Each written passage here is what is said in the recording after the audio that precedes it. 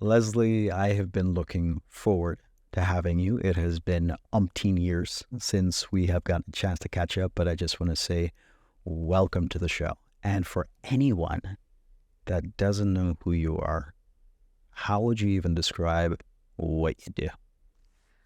Okay. So the best way to describe what I do is that I help people, especially women who are rebels, who are accomplished and smart, get out of the never-ending toxic relationship with food Mm. and reward how they respond and experience eating and weight loss in a profound, sophisticated, and long-lasting way. So I really like this because like we were just DMing back and forth, and we've known each other for these years, but I didn't know the depths to which you have gone down this road to just make sure that there's a really high efficacy quality of outcomes, to be provided inside of your program. And that's when I shared like my background, nutrition certification, Yeah. environmental sciences background. My dad's an MD, PhD. And so like I have a lot of ties into like the health world. And so like I really respect what you're doing. And I know just from over the years, just the level of quality that you usually go to with everything that you do. And so I've been looking forward to having this conversation. How can I help?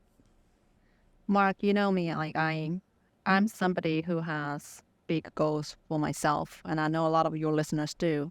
So that makes it extremely exciting for this opportunity for us to have the opportunity to get together and talk about how to pursue this bigger goals. So where I am right now is in my business, I've reached a place where I have a steady flow of really high quality clients. I have a very rigorous progress where I am screening, maybe even like hand selecting who I want to work with. All right, to make sure that it's a perfect solution and problem fit.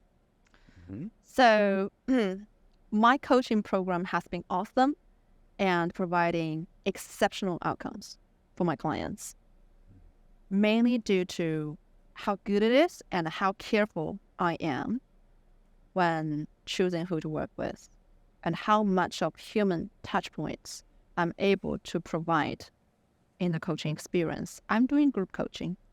So it's a group, but also make sure that the people can get the support they want. So I'm at the place where I realized I cannot make a profound impact in the world by working with 15 to 20 people at the same time. And there has to be this point where I need to find new way to scale in the way that I can reach more people and help more people without compromising the quality of what I'm delivering. Mm-hmm. That's the main ask for today. Let me know if I provided enough background information or you want to ask for more information. For sure. I do have more questions, and thank you for that. Context, just so that someone who doesn't quite know what it is that you're up to, I pulled this up on your website, and the positioning that you have is lose 50 pounds left and right while enjoying tremendous ease and satisfaction. Overweight, overeating, having self-control problem with food and don't know how to eat without restriction while losing weight sustainably. Solve them all with the weight loss and emotional eating coach, Leslie Chen, unveil magic in 14 minutes. Is that still accurate? That is the offer. Okay. All right. So that's what we're working with. And we have a client roadmap that I developed, and it's a 9-step roadmap, but it spans across 3 areas: audience, offer, sales. Yeah. For most people, I'm lumping marketing into sales as well, and so just everything that it's going to take to be able to sell the thing. Now, those are the 9 steps. However, there are 3 growth stages to it. First, there's establishing the infrastructure for your audience, for your offers, for your sales. The second stage is about increasing capacity. The third stage is increasing throughput. And so if we were to just zoom in on just say, for example, sales systems. First, you have your sales infrastructure. Then, okay, great. Now you want to increase the capacity to be able to handle more sales volume. And then, great. Now you want to increase the throughput. With just that, are we talking about increasing the capacity of your group program, your offers? We're talking about increasing the capacity of it so we can let in more people. Okay. Yes, but the key thing is here. The key thing here is that we don't want to compromise the level of influence that we're able to convey to them, like each one of them. Okay.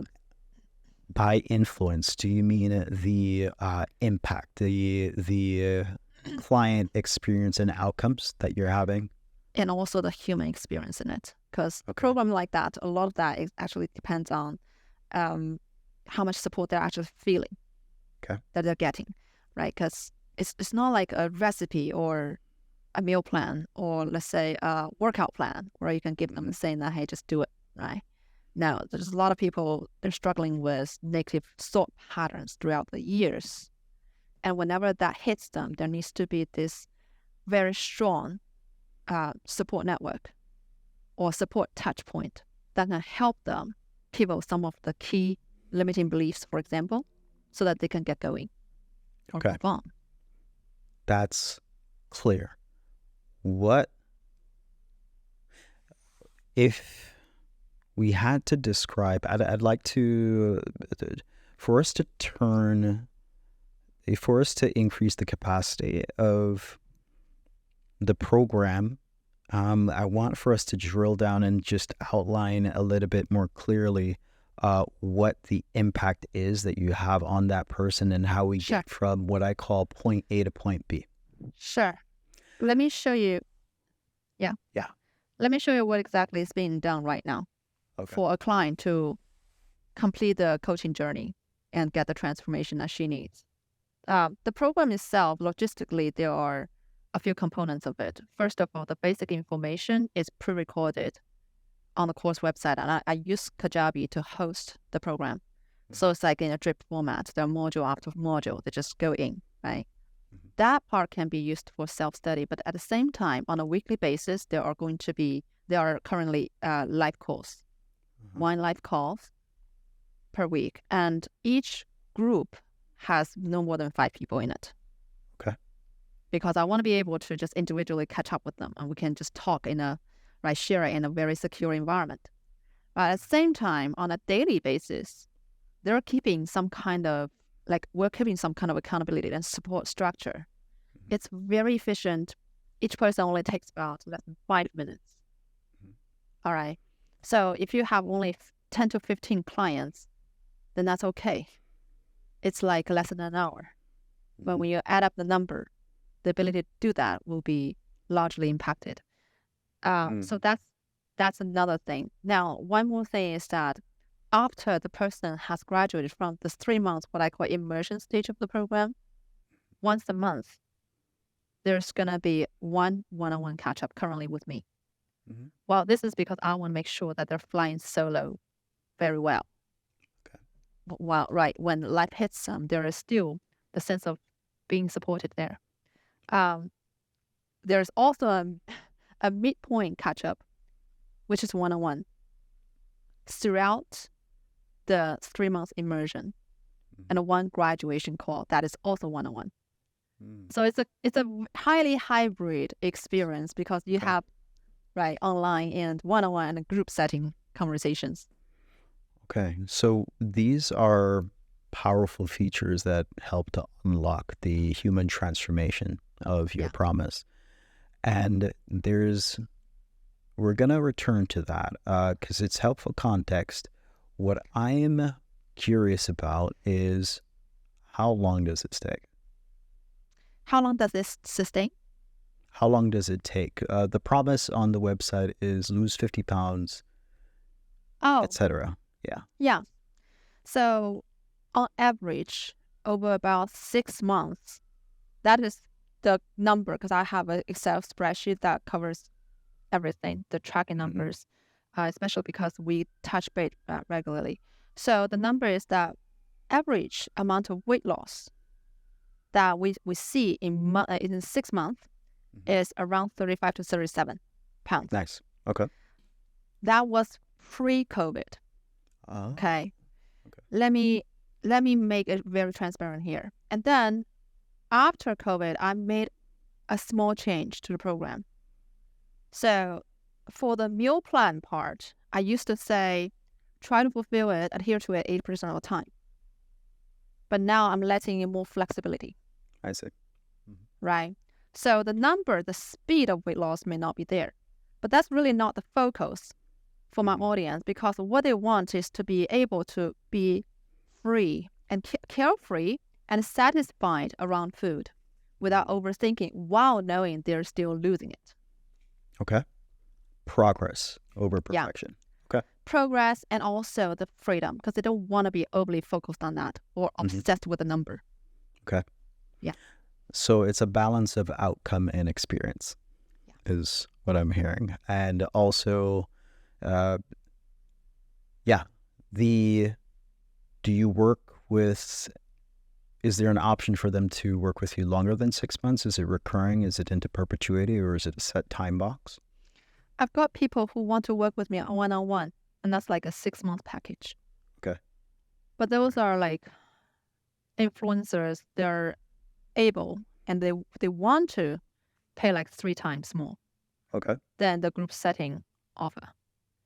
Okay. But for the group setting offer, it's mainly like after the first 3 months immersion and 3 months of monthly support. They're pretty much there.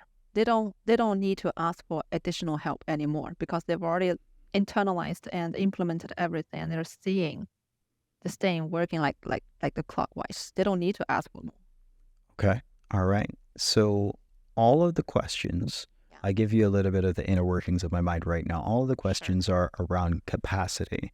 And so when it comes to capacity and also delivery of the outcome and the experience over time in this digital container. And so far we have 6 months to, an average of 30 plus pounds or so, over the course of 6 months.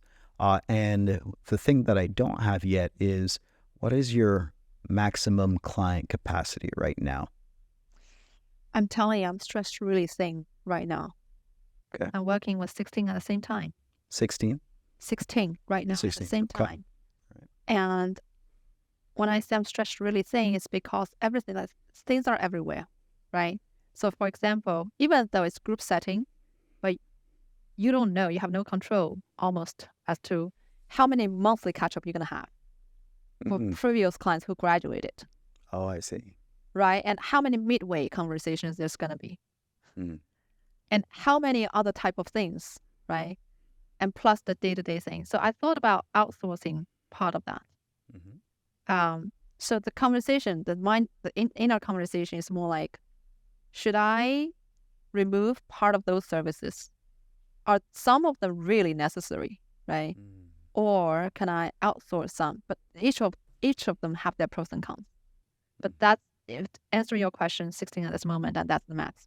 All right. So 16 is the max. Concerns about removing some of the features that currently add unpredictability to your client capacity, and also limit your client capacity from your perspective, which I agree with.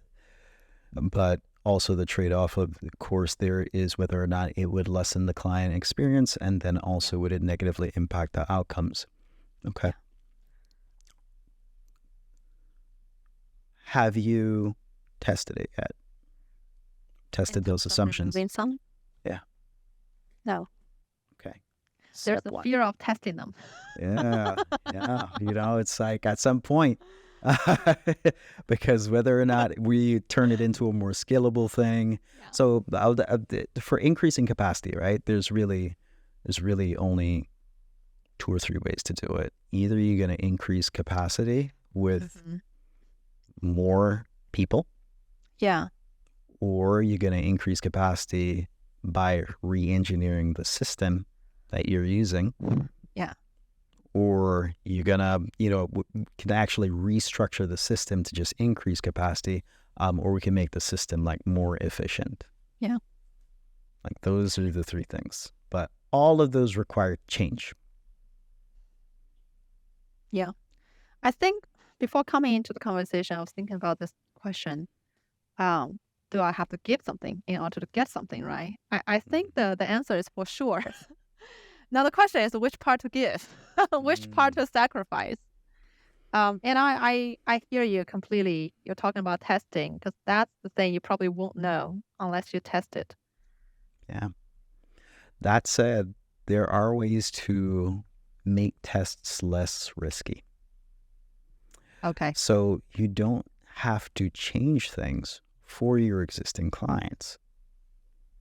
You can actually test it with new people who are coming in. And until you get the data points back from the new cohort of people in the more scalable model, that will then give you the data points that you need to then go back to the existing clients and say, hey, we've already tested this thing over here. They're getting the same outcomes. We've also tracked the client experience. And they're reporting that, hey, it's actually matching or maybe even exceeding what you're reporting right now. They say it's better. Do you want to join? I like that idea. Now I have a question for you. Sure. How, in your experience, how does that impact pricing? Good question. So price is often a reflection of value. And before we decide what to price something, first we need to value it. Right. How do you currently value your offer? Is it market-based pricing? Is it value-based pricing? How do you go about it? Outcome-based pricing. Okay, outcome-based. All right. So basically, okay, this is my principle. The principle thinking I had when I decided on my pricing. Mm-hmm. I want people to treat this seriously. I want people to be able to see the outcome and evaluate it when hearing about it. All right, and they're gonna get the outcome because I make sure there's a right, like I said, filtering process to make sure it's the right people with the right problem. And there have been extensive research interview process done before I determine pricing in terms of asking them if these problems have been solved or did not exist at all. How much money do you think that actual blessing and actual opportunities and experience would have been equivalent to? And they told me numbers. Basically, I picked one of these, and that is my current pricing. So it is a high ticket offer. Okay. It was a good approach. There are opportunities for improvement. All right, so I'll just tell you, right? So step one of the 9-step process, inside of the 9-step, what I'm calling right now the expertise roadmap. Step one is select segment. And we have an entire flow chart on how to do that. But part of it involves sending out what we call the audience survey system. Mm-hmm. The audience survey system asks questions across the 3 areas that we help to improve: the audience, the offer, as well as sales. Within the sales section of the survey, we have around, I think 14 to 18 questions or so. But there's a subsection within the sales section that I want to just give to you because anyone could Google it right now and they'd find this. I think it's called the Western Dorp Pricing Survey. And if you also append SurveyMonkey to that in your Google search, you're going to see a nice visualization by SurveyMonkey. And this is from an economist back at the 1970s who came up with this. It's also known as this price sensitivity analysis. But basically, you ask 4 questions.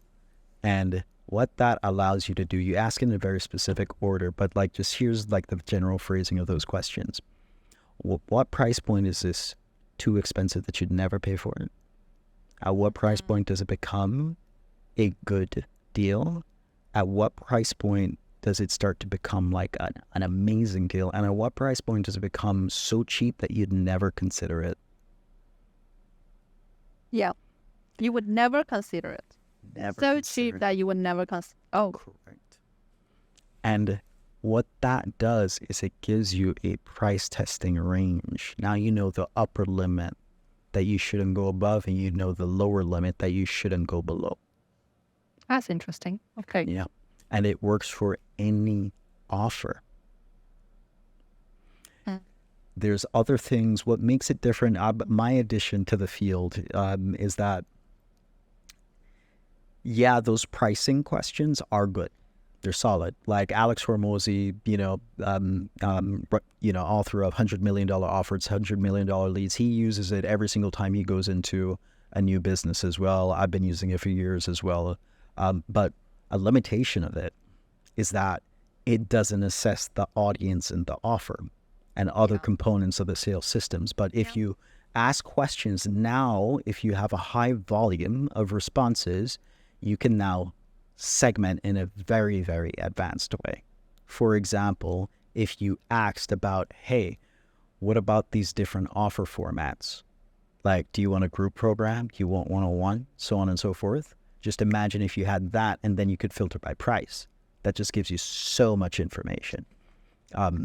But if you're planning to sell your existing products, as well as if you're planning to sell or create new ones as well, which is a position that would be really good for you, because it's like, oh, if they just told you the price range for the different formats that they're thinking about, and you also had like the questions that we asked like in the very first section, it also assesses the quality of the existing products and services that you've provided, and then also find what future value that they might be wanting in the future as well. So it's like, if you have all of that, right?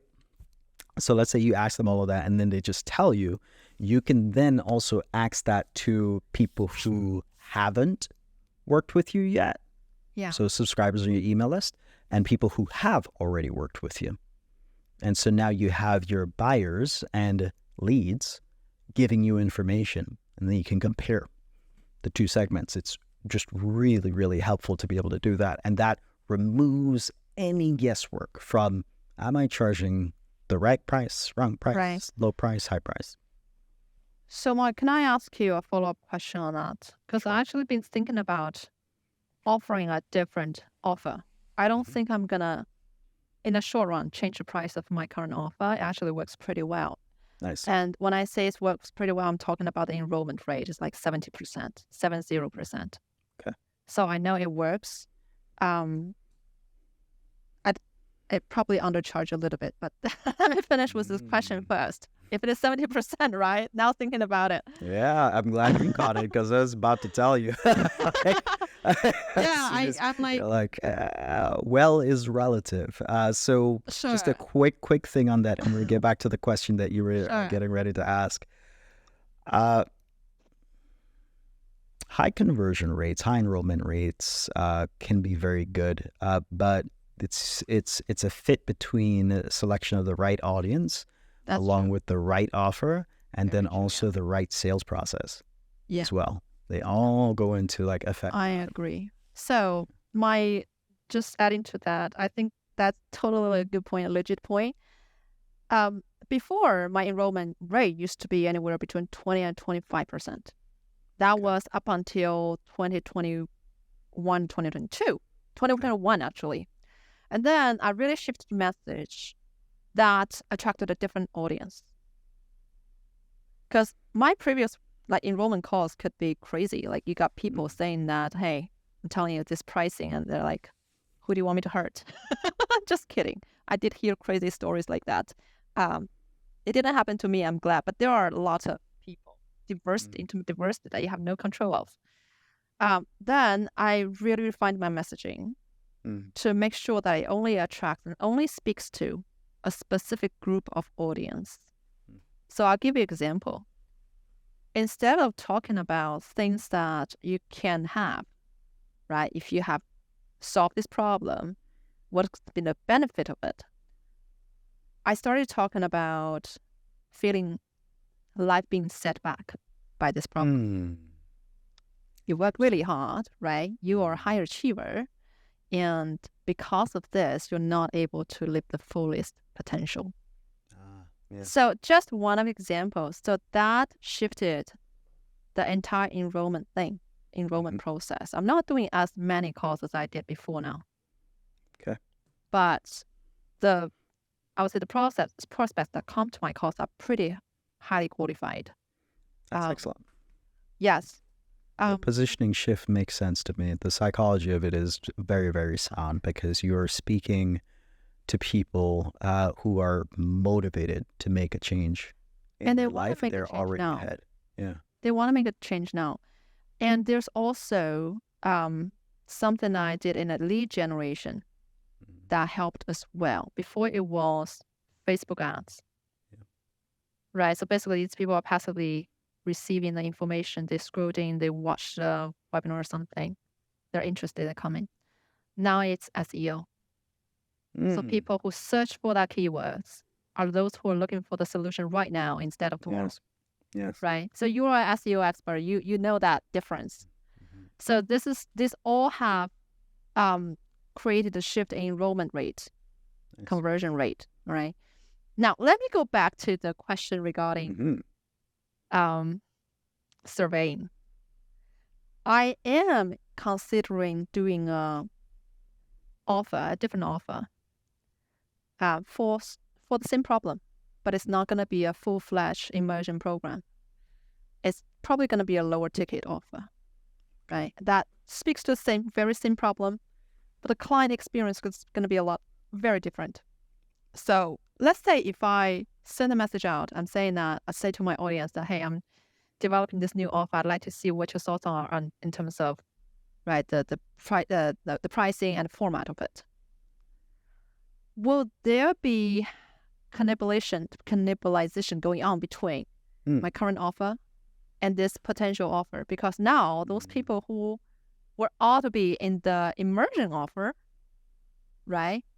They're going to be, let's wait and see until she rolls out this much cheaper version of it.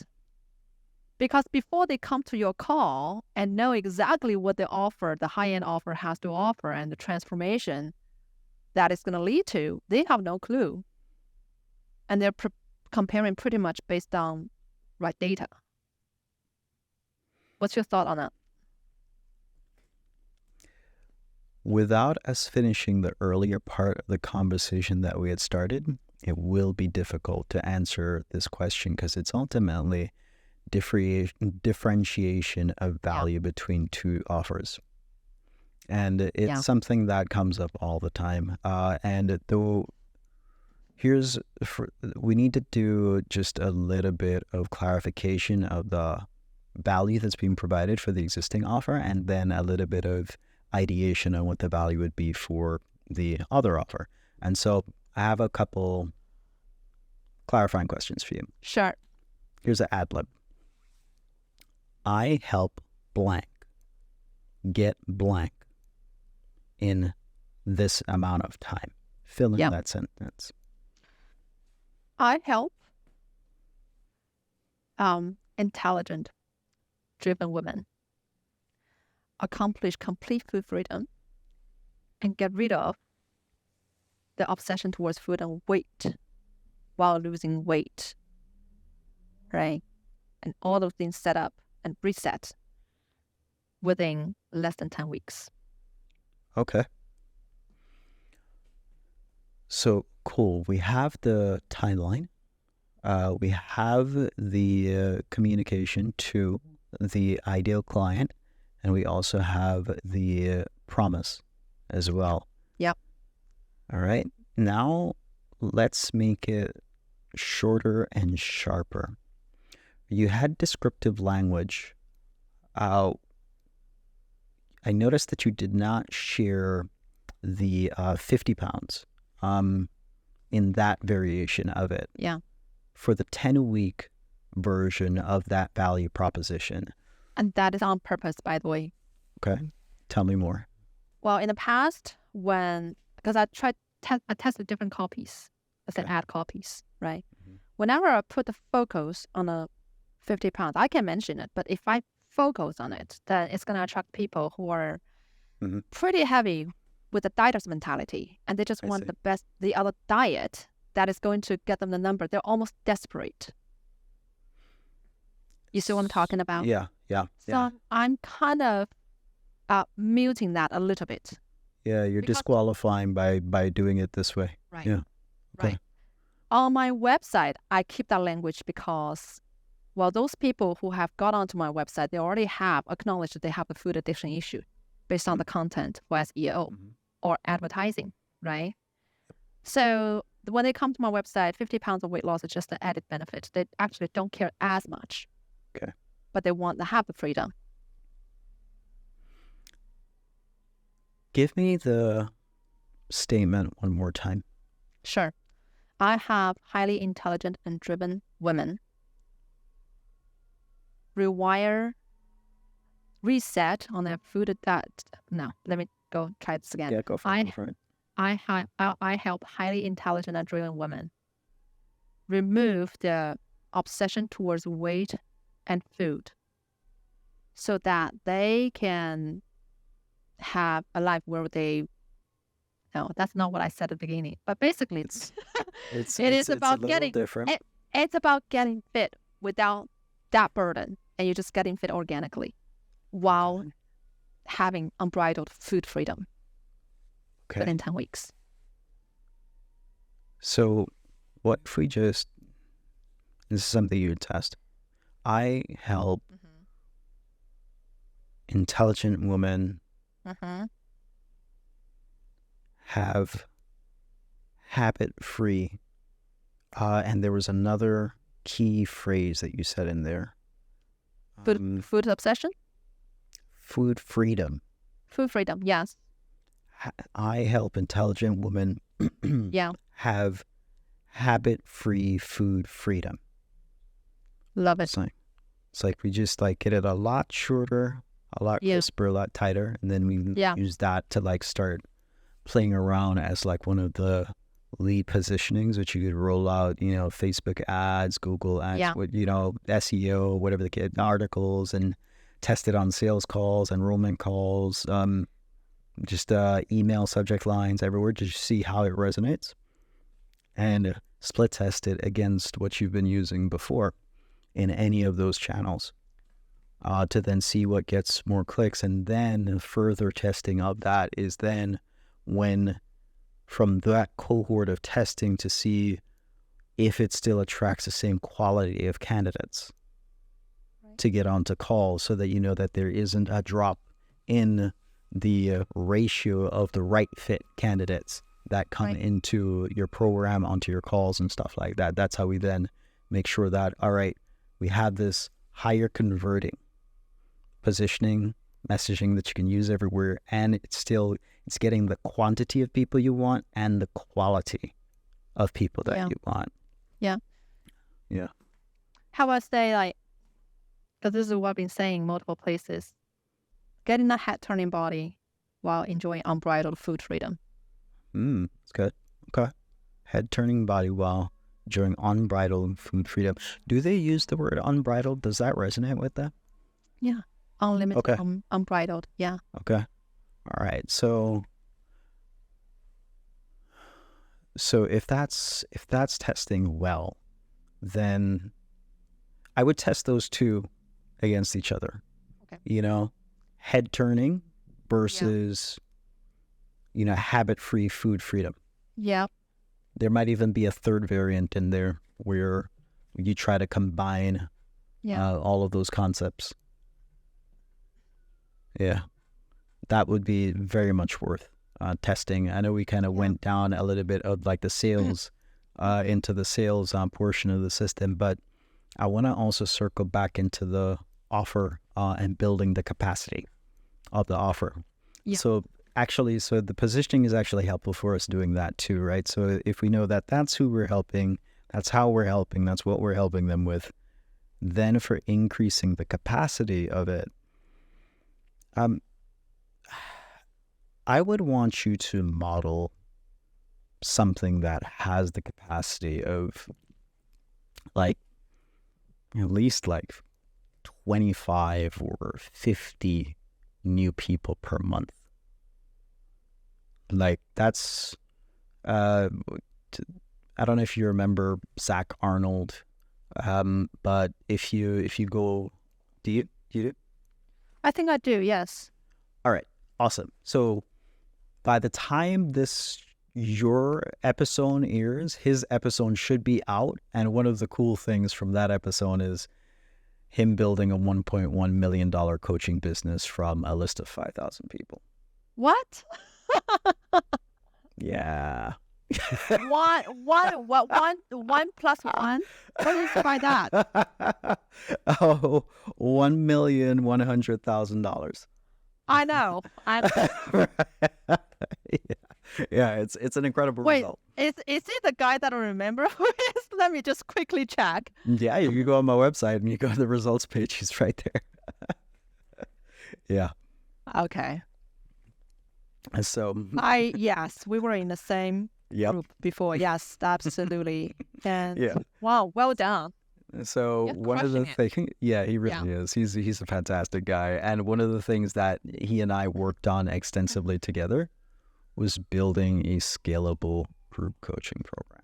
Because like you, he was he would extremely important to have a high level of transformation for everybody, because he deeply cares about everybody that comes into the program. And while it's not the health niche, I know that it can be done because I am a precision nutrition graduate, and I know that just in like there's last time I checked, I still, as an alumni of the certification, just the alumni group has over 60,000 people in it. Yeah.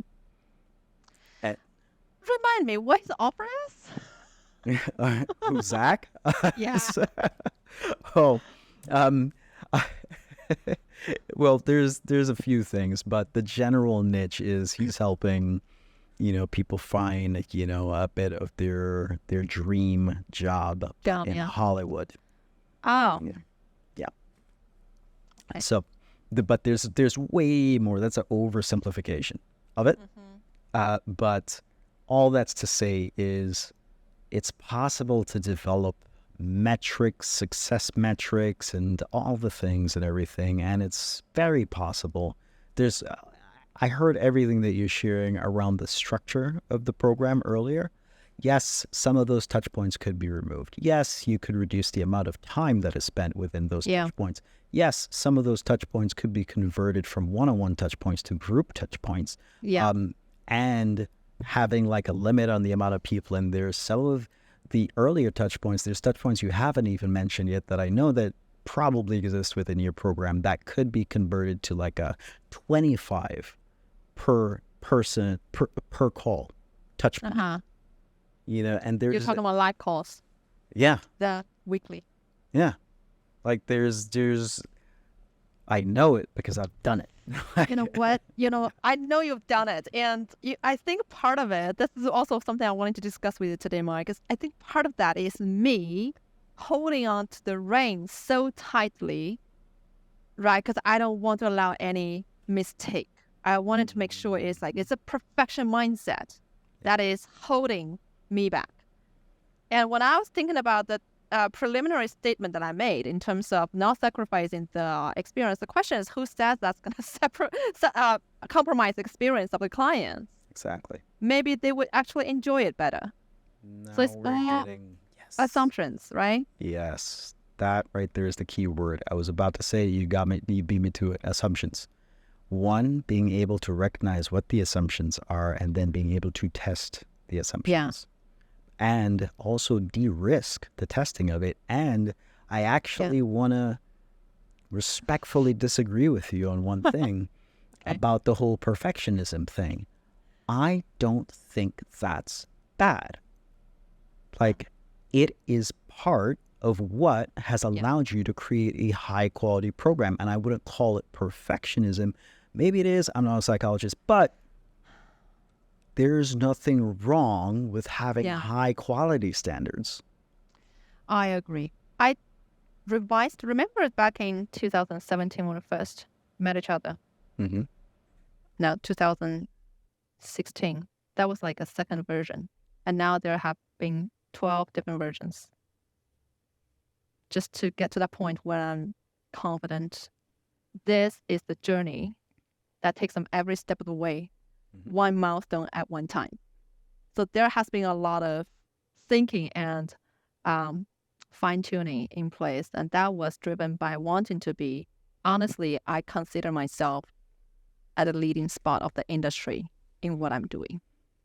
So I wanted to honor that. And plus that, I've been shifting up a lot in terms of my audience group, right? And I want to make sure that this thing is not failing the expectation of people who have perfection mindset for themselves. So everything has to match up. Guess what? You select those people. Yeah. Which means you could also select people who don't necessarily have a perfection mindset, and or you could also guide them to a different place, which you have already been doing. You are the facilitator. You are the creator. You are the guider. Yeah. You provide guidance. And so if you can dream it up, you can invite people to it. If you can ideate a higher capacity program, you can invite people to it. You can design the client experience. You can test it. You can get the data points. You've done it before. You could do it again. It's a new environment, but you have what it takes. Yeah. So one more question I have regarding surveying. I remember we first talked about surveying your audience when we were still back in 2016, 2017. I heard you talking about it a lot, right? And I really like that idea. But then when it comes to survey outcomes, there are two things I actually have as the major concerns. First is how big the sample pool needs to be. Because if you're segregating, if you have an email list of 10,000 people with the email consistent over average open rate of 30%, that's already considered high in my industry. Okay, then that's like 3,000 people. Then you segment it. You don't necessarily send emails to all of them, but you segment it and you ask different questions. Then that's gonna further split the groups. So the question is, how big of the sample pool for each kind of survey will be considered valid enough for the outcome to be actually taken seriously? That's the first question. Good question. Right. So when it comes to qualitative surveys, you're going to see convergence of data, generally somewhere between 100 to 200 survey replies. Even if you have 10,000, 20,000, 50,000, like if it was just quantitative, then all right, we could go for a statistical significance, all that sort of stuff. But when it comes to qualitative and being able to find patterns in the data, having more than 200 doesn't really change things for product and service offer research. Okay. Different if the goal is sales development, needs analysis for sales development, sales enrollment, sales enablement. But if what we're trying to do is learn about your audience, we generally don't need more than 100 to 200. That said, it can be done with as few as 50. I've seen it. I have a lot of data points with regards to that. And Zach, since you know, he got 96 survey replies in 1 week. 96. Okay. And 8 weeks later, that turned into $37,000.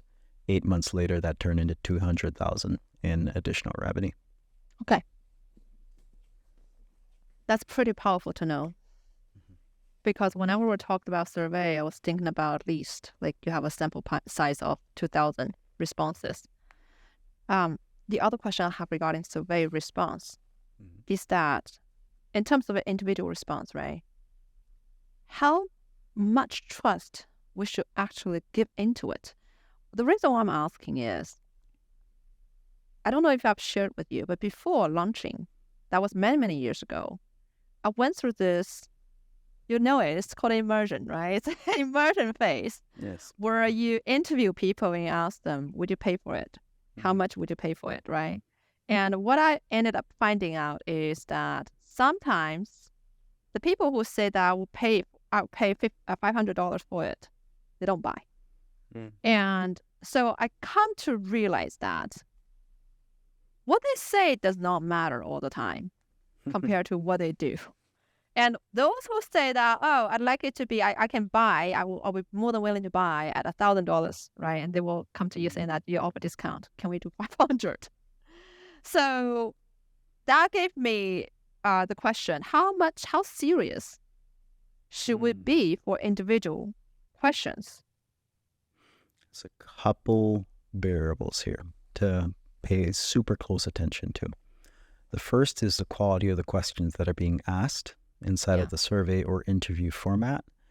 Then the audience that you're asking the questions to.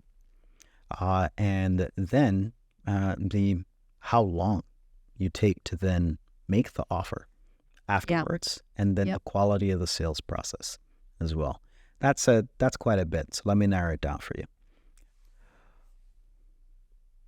Right, even with how you described how you were asking the questions. For example, earlier on in this conversation, we spoke about the 4 pricing questions that you can ask.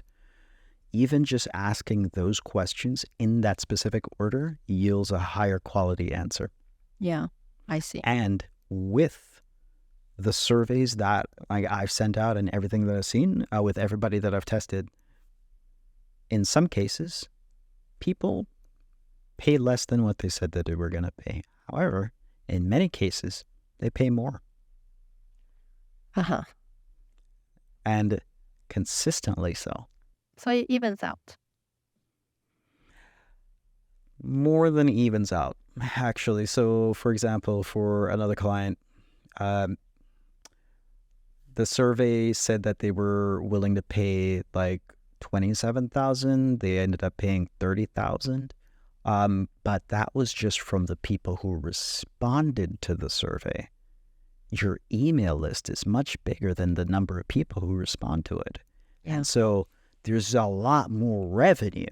It's like if you get 5% of people to respond, or even 2%, and they're giving you a 5-figure return from 1 to 2% of your email list, how much more money is in there? A lot, which is why Zach 1.1 million. That's how that kind of outcome starts to come. But of course, offers, and there's all these other things, capacity and everything, which we're having that ongoing conversation. But it's the shorter answer to your original question is, if with good question structure and selection of the audience, you can give a heavy weight to the survey responses, the answers that you've gotten, if you have the right quantity. And right quantity here in this case, we have the survey benchmarks spreadsheet, and the thing that I have in there is like less than 40 people responding, get more. But if you've got like 40 to 100 or so, you're good. And over that, great, basically. Okay. Now back to what you just said, because I've been taking notes. So you mentioned about modeling the larger groups, right, with 25 new members per week. Per month, I would say, for you to start. Per month. Out of curiosity, is there a specific reason for 25? Or is it just the level in terms of size? So beyond 25, 25 is like a small workshop. It's an intimate workshop. Just translate it to being in person. How many people could you realistically work with in tandem while maintaining intimacy in the group? Yeah. Because as you shared earlier, the experience is really important. And the experience is often a proxy for, when it comes to the experience for something like this, what we're really thinking about is intimacy. Intimacy, authentic connection between, the creator of the program, the facilitator, and the participant. There is also intimacy within a group, a shared group of people who are aligned based on values, who have their eyes set upon a shared goal. Yeah. It's a small community, Yeah. which can then help, the rising tide raises all boats. And so you can still have that with like a group of 25, where it's like everybody knows everybody's. Sure. So what I'm reading from you here is that you're basically telling me to set the next bar being 25 per group and test that to see what is going to be the dynamic like, whether it is really compromising the human touch point. And you're betting on no, right? Not going to compromise it at all. Yeah, you care too much. Okay. There's no way you're going to allow these people to not feel cared for. So I don't have any doubt. That's a good point. What was one more question I have for you? Okay. So we talk about building capacity. Mm-hmm. I also have questions regarding building the lead flow. That's a secondary question because I'm not at this point, I'm not too aggressively thinking about increasing the lead flow yet, but it's going to happen. And I know it's going to happen at some point. So this is my experience. SEO is giving me a good, steady flow. Mm-hmm. And at this point, it's like 5 per month. Very good clients. Okay. If I am to increase my lead flow, I can't say that let me just increase my SEO effort, I'm going to get more, because SEO doesn't work like that, right? What would you think will be the best approach to do it? It doesn't sound like you're actually interested in including, well, let me clarify. Let me ask a clarifying question. You said 5 new clients per month. Are you talking you're enrolling 5 new clients per month, or 5 potential high quality? Okay, so you're enrolling 5 new clients per month. Yes, SEO isn't always linear, except when it is. And the SEO game right now with just even AI is also changing again. So, yeah. I've been pitched by multiple people with the SEO offer with AI element in it. For instance, AI content creation, AI link building. Yeah, that's a whole other. We may have to have like a whole other podcast on that Sure. one. But what I can say with regards to, I'll just give you a seed of an idea with regards to audience growth. There are, once you have built the capacity for 25 per cohort or 25 per month, whichever, there are, I'll just tell you this. So I have a friend of mine. I shall not disclose their identity. They have not consented to that. But they have a $0 client acquisition cost for 25 clients per month. Did you and Jay Abraham talk about it in your podcast? That episode? We did not. We did not. This is someone that I have never mentioned by name on the podcast intentionally. Okay. But here's the general. I did write an email about it actually, and so if anyone needs a reason to join my email list, I guess that would be one. But the general approach is there are strategic partners who would benefit from giving you clients for free. I love the free part. I know it sounds wild, right? You're doing all this SEO stuff and you're running the paid ads and everything like that. But yeah, that is, it's not really a strategy that people talk about, because it's like, how do you even begin to talk about it? It's usually very custom to each person, but just know that there is probably a business entity or someone who would love to send people your way for free? I actually been thinking about it. Okay. Okay. So what I'm contemplating and planning right now is to start with working with corporations. Okay. It can be workshop, right? It can be Yeah. online seminars, whatever it is. So I already had this idea for you. So this is great. I'm glad that you've been thinking about this. And basically, here's what I'll just be directive with this advice and less coaching. Build the program. Make sure it's high quality, high efficacy. It has the capacity that we spoke about.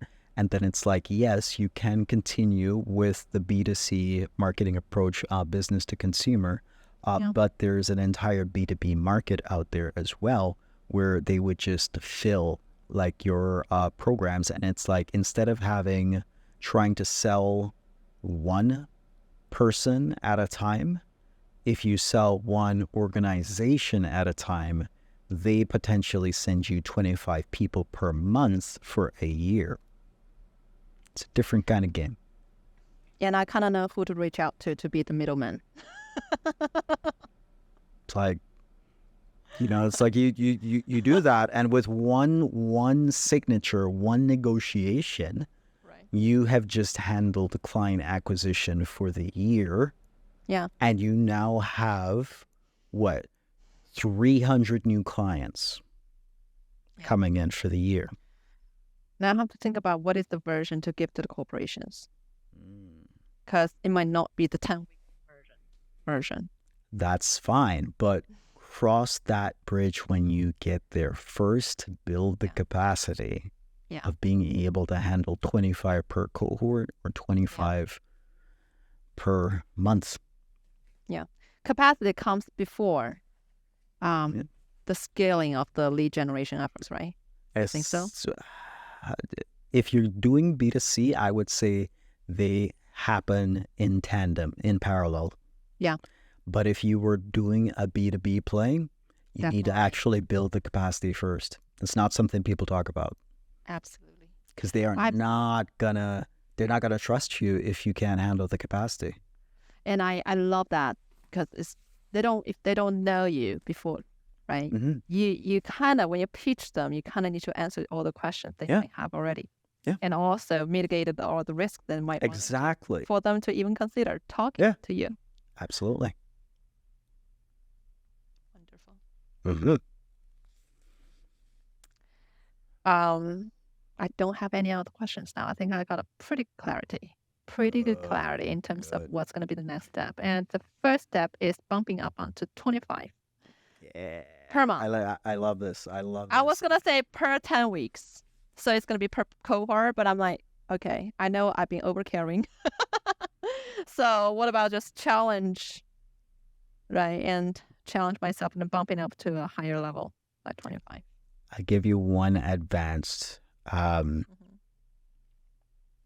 strategy for being able to more accurately track the quality of the client experience to convert the qualitative into the quantitative. This is essential for a scalable group program. Sure. Maybe you already do it, but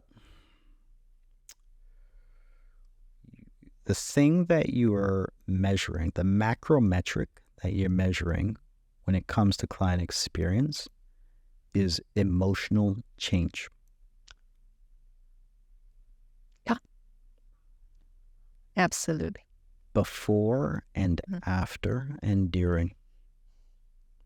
And so if you have in your intake form and your outtake form measurement of the experience in a quantified way, then cool. It sounds like you may already have that, do you?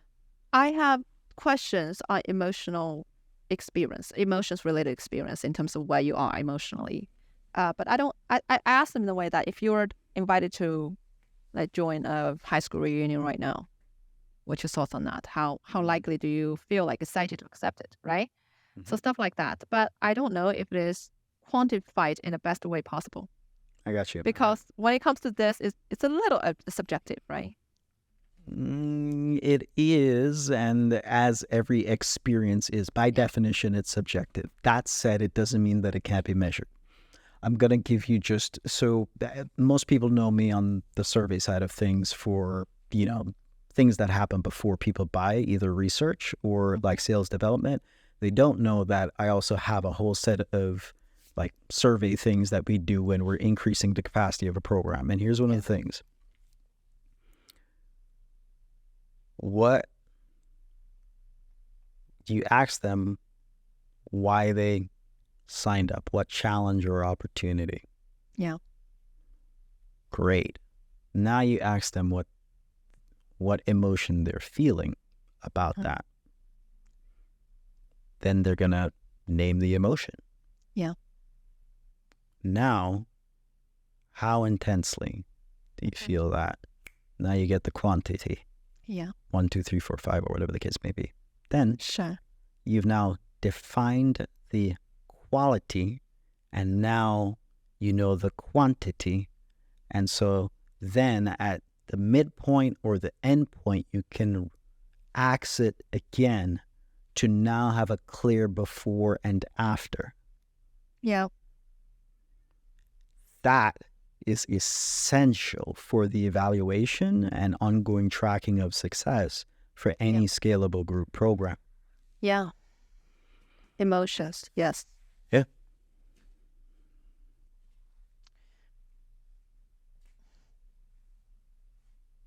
I have another question. We only get like 2 more. Okay. You know what? I'll save it for the next time then, because it's probably gonna start a whole different conversation. But before we conclude today, let me ask you one more question. I think that one's simpler. All right. What is the industry average, as far as you know, for a transformational coaching program like this? What has been the industry average in terms of success rate? And when I say success, I'm talking about a client getting where they want to be. Oh, geez. Yeah. Too many variables. Here's why. Yeah. You'd have to, similar to, it's the same issue as like if you're trying to find out what the average is for like email open rates. You've got to like basically segment down by the different industries.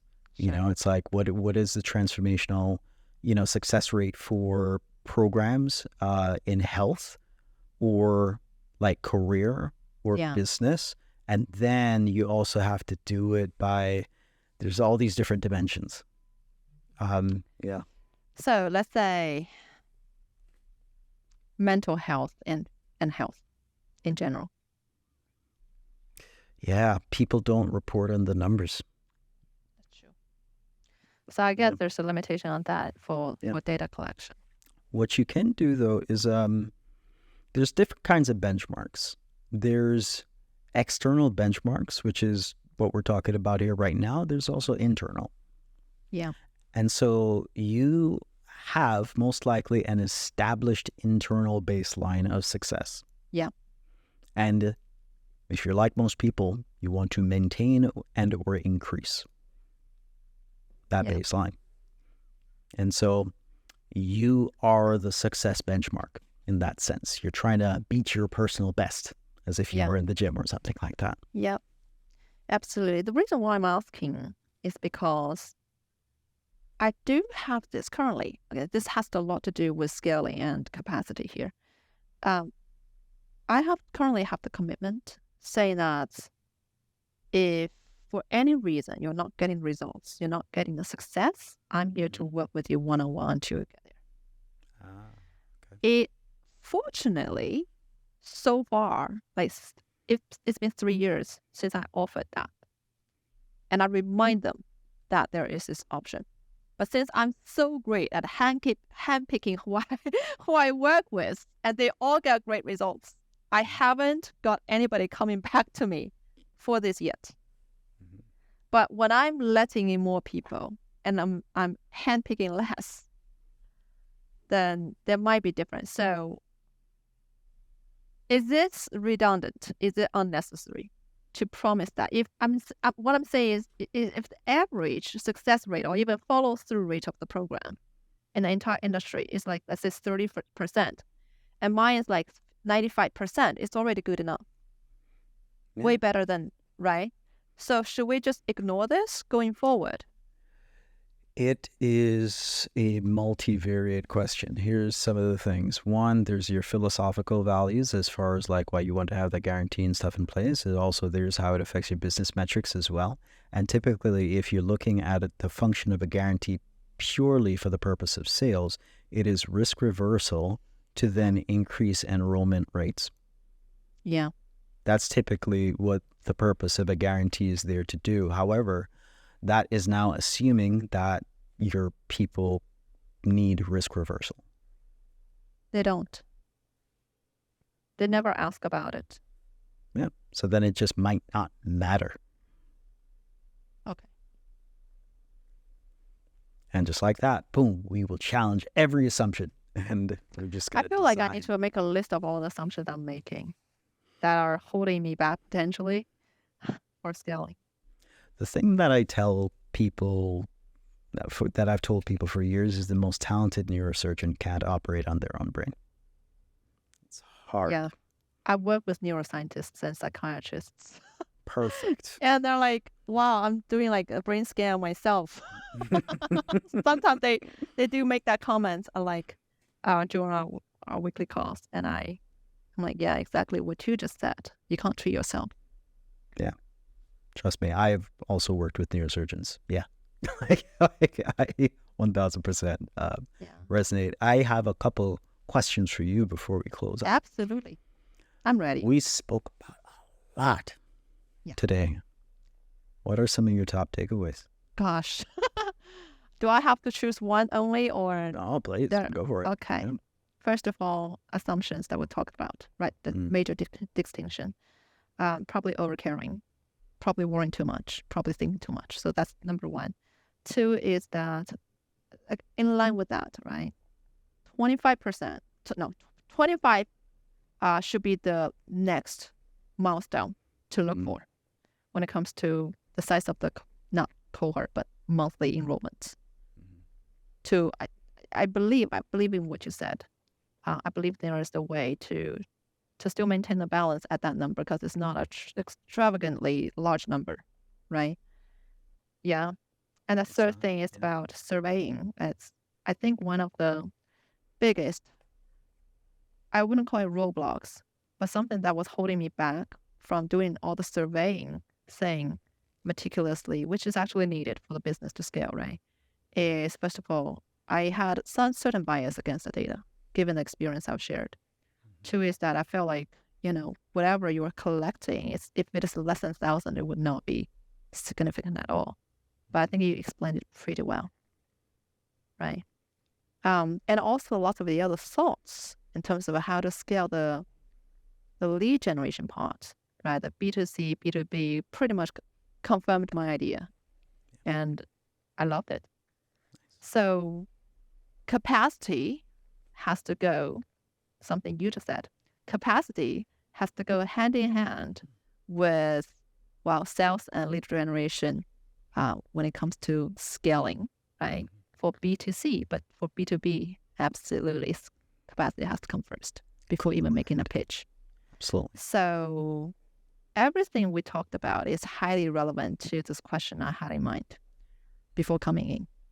And I think it's pretty clear what is the next step to go. What is Step that one, next step? bumping up to 25.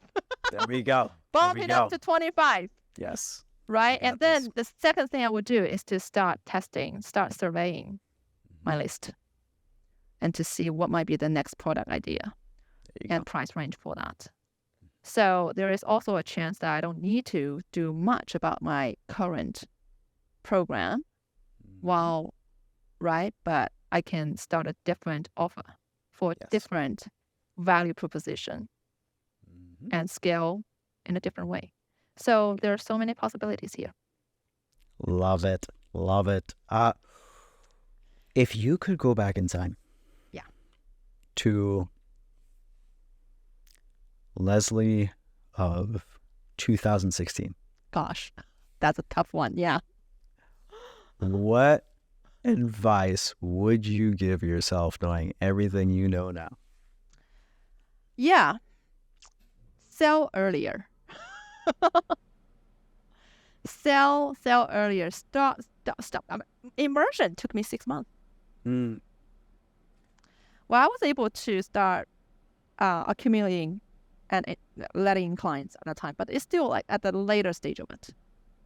So I think I was still like holding back a little bit because it was it's out of my comfort zone to go out and tell people that this is the offer. But right now, what I've realized is that, you know what, Mark, the moment that you and I are living right now, and which we consider as the basic thing, for instance, the health, the ability to move wherever we want to, right? Being able to be free and carefree and satisfied when eating whatever we want and just go tango afterwards.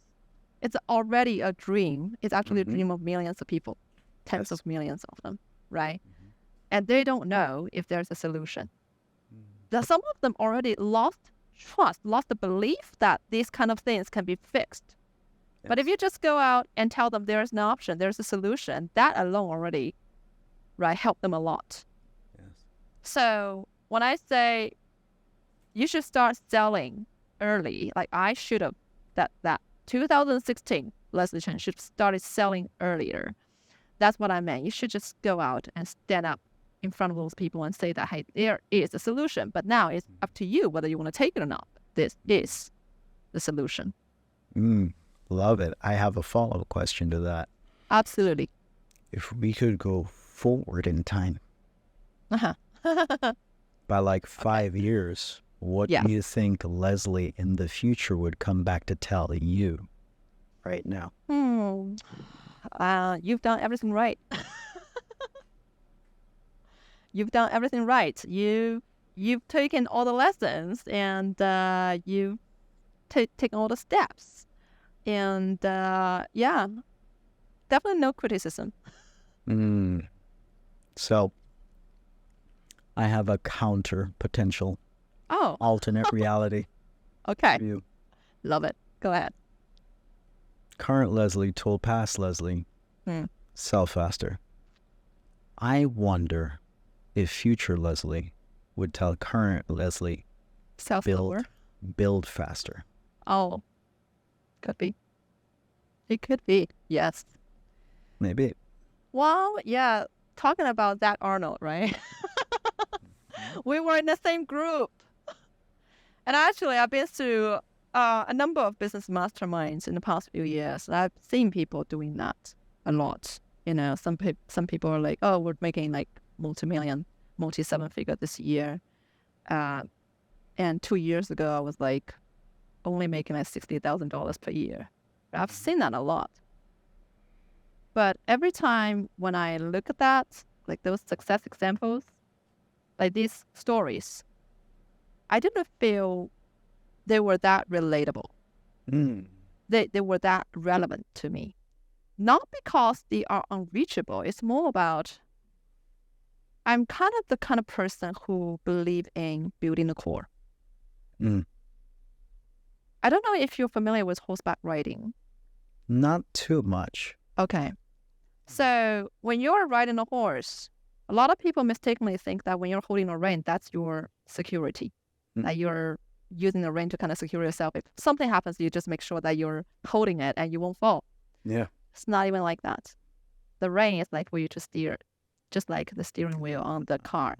You are not using your hand to secure anything. You use what? Your core muscle. I see. Yeah. Your feet, right? So when you have mastered really good core foundation, what happens is that no matter what happens, the horse might spook, right? Might, like, what is the right word? The jump, whatever. You're not going to have to worry too much about being in your head and thinking about what is the remedy at that point. All you need to do is to hold on to your core. And when the core is there, you know, when it's the right timing, things are going to grow really fast. That's my subconscious belief. So Yeah. It's a great belief. So that removes a lot of stress and anxiety already. So I want to add something to that. Yeah. Whatever pace you want to move at with building your business is fine. Yeah. Like if you want to you don't have to grow the business any bigger than it is right now. Only if you I kind of want have to. Okay. All right. I kind of have to for a reason. Okay. Because I firmly believe that more people deserve to have it. Okay. More people deserve to have this kind of freedom and satisfaction in the house. So that's a great reason. So then it becomes a question of not if, but how fast. You can also grow it at whatever speed you want. Mark, this is a very good question. I thought about it. And I think it boils down to the fundamental questions of how do you define growth? If we're talking about revenue growth, right, to grow into a 8-figure business, it's probably not that difficult, to be honest. You sign up some corporate clients that we talked about. Not some, probably like 50 to 100, right? And then you publish a book, and that is going to make you recurring income, right? And then you develop a few informational products, right? So there are ways to do it. But I kind of want to do it in a way that the business is scaling for sure. And also, everybody who experienced whatever I sell to them will remember the name of the company or the name of the program or my name because the influence is so deep. So if that's the case, then it sounds like you're very impact driven, which is great. That's tends to be the kind of person who is on this podcast, and also the person who listens to this podcast. And if that's the case, then it's just when we talk about growth rate, it's just growth rate of the impact. It's not entirely that. I think these two things are a little intertwined because I also want to get to the place in terms of financially, that quadrant, right? When I say, okay, Riesling wants to test a new thing. For instance, I want to start a yoga and meditation center just for food addiction and emotional eating. And I think this is going to be in great demand in the country because America has 70 to 80 million people, right, being affected by this one thing. And it's not picked up at all. It's not spoken enough. So when I have the idea, right, but Riesling needs to have enough financial backing to bootstrap that. So I want to make sure that it reaches a place where I have the liberty to test whatever I want to do in this field. It's already done. Here's what I mean by that. Not that your specific idea has been done, in that I have a friend who's doing that right now in her niche. Like she started online, okay, made millions, everything and stuff, and is now like funding that. And so all that's to say is that it's a proven model. And so reason why I say that is that while it's an idea for you right now, if it's really important to you, then you can actually move in that very, very fast. And the faster you get to that is the more people that you're able to impact in a very, very deep way. Yeah. And the profits and everything from the business then facilitate that. We're just about at time, but I want to leave you with this. You're already an ambitious person, and I don't think you need to let go of what you perceive as perfectionism. You just actually need to use it for one of the gifts that like your eye for being able to see quality is one of your gifts, one of your assets. It's not something for you to look down on or throw to the side or think that it's something to criticize. It's one of the best things that you've got going for you. But you just need to direct it and channel it onto the right thing. Because if you take the focus and you put it and say, okay, I'm going to I'm going to be hyper focused on getting this capacity thing, then you're going to do it. Yeah. And then you just continue to do that same thing. If you want to build the profits and then also the impact and everything for you to be able to then, create this center that will then be able to impact people in person, then you'll do it. And so I would say don't let go of that. Keep that. Yeah. Use it. Amplify it. Absolutely. Where can we find out more about you? You're very welcome. Oh, where can you find more about me? You can go onto my website, www.riselean, spelled as RISELEAN, and for Nancy.com. You can find me on LinkedIn, linkedin.com/IN/Leslie L. Chen. You can find me on TikTok if you just put in a handle, which is at Riselean. These are the three main places where you can find me. Excellent. Ladies and gentlemen, Leslie Chen. Hey, thanks for checking out the show. If you liked it, go ahead and hit the like button and also subscribe so you don't miss another one. It also tells us which ones that you like the most so that we can then do more interviews like that.